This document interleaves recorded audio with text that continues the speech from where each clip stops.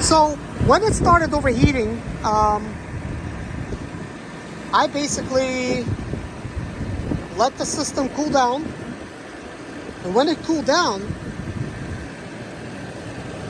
waited 9 minutes. I opened up this pressure relief valve and I let some of the remaining air out of the system. Then I closed it. Then I opened up the radiator cap and the fluid started going down, down, down, down. At the same time, I had a water bottle ready and I started adding water directly to it. And when I did that, it keeps sucking the water in. And that took about 3/4 of a gallon, surprisingly, pouring a little at a time, and that done that. Altogether, I've used 1 gallon and 3/4 of water from another gallon. So almost 2 gallons. Also, I did replace the radiator cap. This is a new cap. But oh yeah, by the way, so when I did that, right, I turned the vehicle on. I had it run for 4 minutes. It was not overheating. Then I started preparing myself to leave. So it idled another minute. I looked and I'm like, okay, 5 minutes on the clock. And then I'm thinking, okay, it's not overheating still. And currently it's been probably like over 30 minutes since I've been on a drive. It's been idling the whole time, and 15 minutes of driving, and the rest of it was idling. So everything's fine now. But a mistake would be right now for me to come up and open up the radiator cap, because if I do that, I sort of like disbalance the whole system and I will add an air pocket. But I'm not sure what's a bigger mistake, to do that or to open up this here, because I open up this to relieve pressure while the engine is running, and obviously it still had vapors, and I thought that by me relieving these vapors, I will cause the water to rise and get rid of the air pocket that way, because I thought, air basically turns into like exhaust gases in the balloon. That's kind of like the theory that I had, but I'm no scientist, so I probably messed that whole thing up.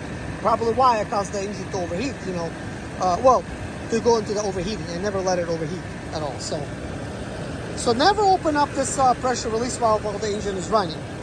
But I do not have it tight, like really tight. I have it tight by hands. So the reason you need to brand new pressure cap, and it only lasts like 3 years.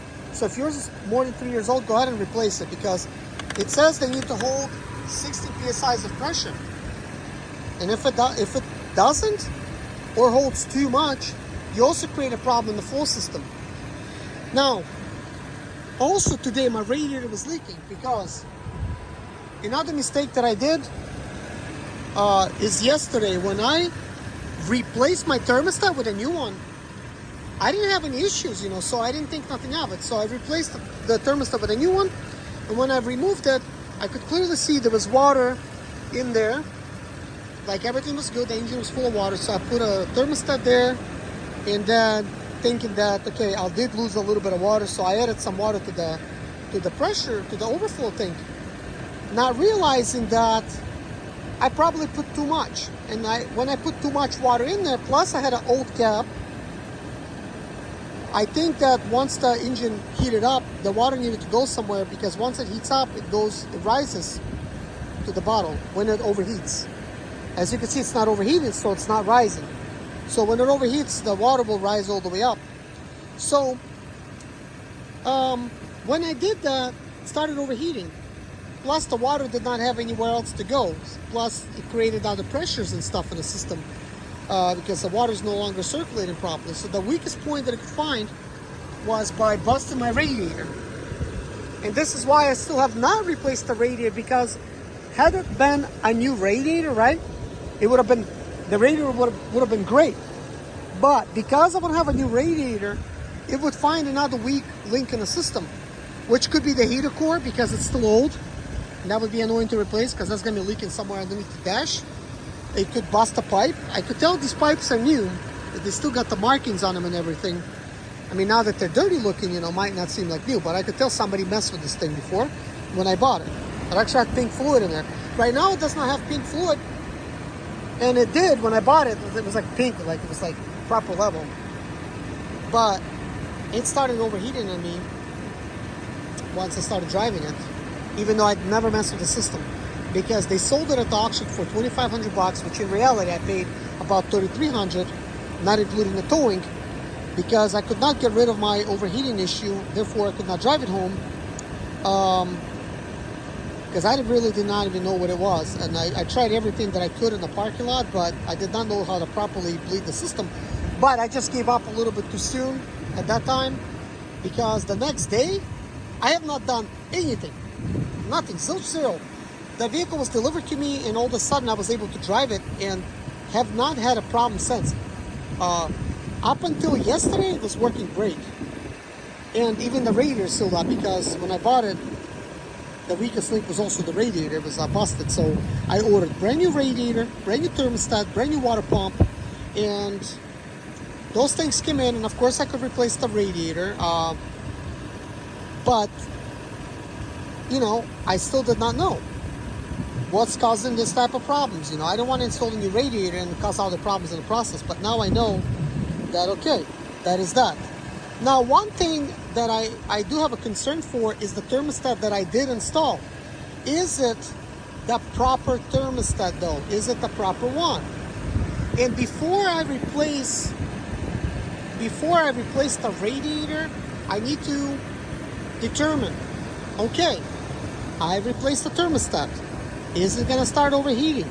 And follow the proper procedures where I could bleed the system again and see if the thermostat is going to work properly. If it will work properly and it's not going to create any more radiator leaks and stuff like that, then I could be convinced that if I replace the radiator, chances are that everything's going to work about the same. So I do not want to replace the radiator up until I had a chance to test the thermostat, because you do want to install the thermostat and have a normal situation where if the thermostat is installed, your engine could get to the proper temperature, and it's going to be great. Because right now it's constantly, fluid is constantly circulating, which in this case is it's water mixed with radiator fluid. I don't even know how much radiator fluid is left, if any, you know. But doesn't matter, it's fluid or water, whatever it is in your situation. In my situation, probably 90% water, you know. Distilled water, but still water nonetheless. So that's what's keeping the engine cooled, and apparently it's enough to keep it cooled. It's a summertime, so you know, we don't have to worry about freezing. I just looked to see if it's overheating at all, because I do want to keep an eye on it. I could see that nothing has changed. The fluid level stayed about the same as what it was. So let's go ahead and actually close up this hood. Let's see. Okay, so it's good.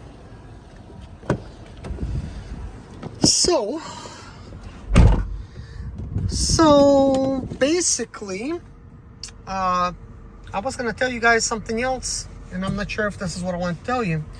But when I was telling you guys about the thermostat and replacing it and stuff like that, oh yeah, I wanted to tell you this. Before I attempt to replace the thermostat, I want to test the thermostat to see at what temperature does the thermostat open up. Now I bought this thermostat from eBay for 20 bucks.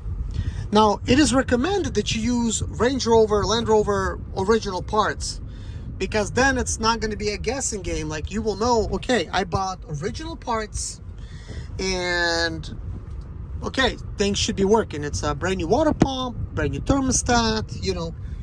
You're not gonna really be guessing things, including a overflow cap. Like, so I bought my overflow cap for 16 bucks. I cannot imagine it would cost any more than that if I do not buy original.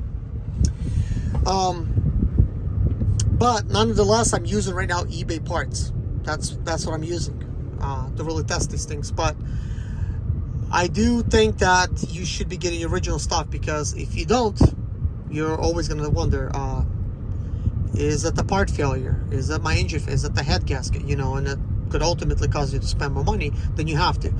But in my situation, I like to make videos. I like to test things, and if things are working, why switch? You know, so if this is going to work out for me, then I'm going to be okay with it. And I could tell you what part I bought, and you could buy that same part, and then you could install on your vehicle knowing that it worked on mine, then it's going to work on yours.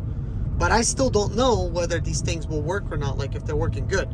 I mean, at this point, my engine's not overheating, but so the cap I bought, okay, the cap was working.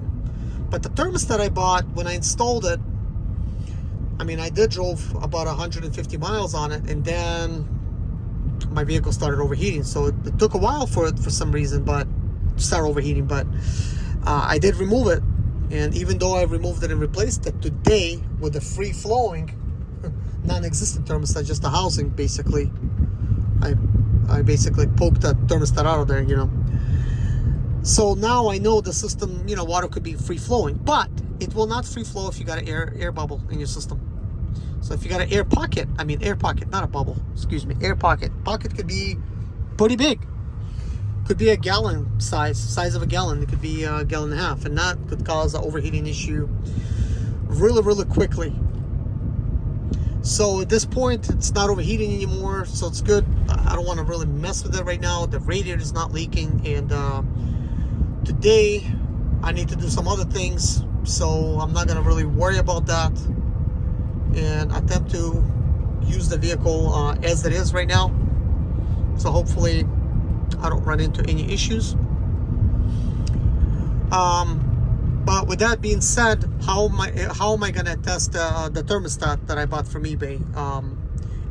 Because there was no place where it said what temperature it needs to open up at, just the thermostat, and it looks just like original would.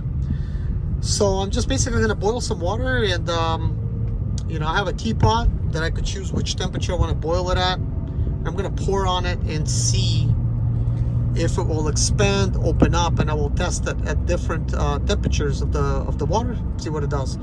And I might even use like a little boiling pot to boil the water and then measure the temperature of the water while having the thermostat inside of the water, and to see like when it's gonna open and close. So yeah, that's kind of like what I plan to do. But man, am I surprised how little of a problem that these Range Rovers could just start overheating. Like, and what I mean by that is, like, basically you could just do like very minor things to it, and then you get an air pocket in the system, and then it's overheating. Like, I mean, like that, you know. And it's like, wow, it's so easy to get an air pocket. So you've really got to be careful with messing with these things, and to properly bleed the system to get the air pocket out. But I think today I gained a lot of knowledge from just doing the stuff, you know, do it myself. And I'm sharing this knowledge firsthand before I forget this, you know, because right now it's fresh in my mind with everything that has happened. I mean, literally today I went from my vehicle overheating to fixing the problem, to causing it to overheat again, to fixing the problem again. So now, yeah, I know exactly why they overheat. I know how to stop the overheating fairly quickly. But anyways, guys, that is that. Watch my videos, what I did to stop it from overheating. Highly recommend it, because if your Range Rover is overheating, this could really, really help you.